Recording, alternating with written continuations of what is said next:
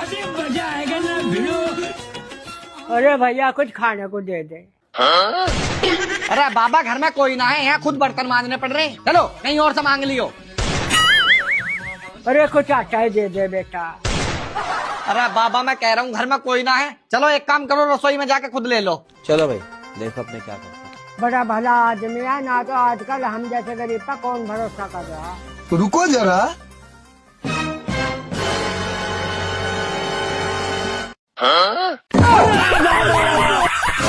उरे उरे उरे यू का करा।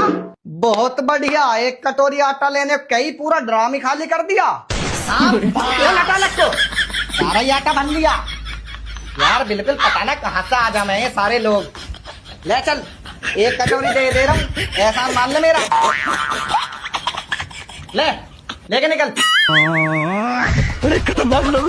चले ऐसे।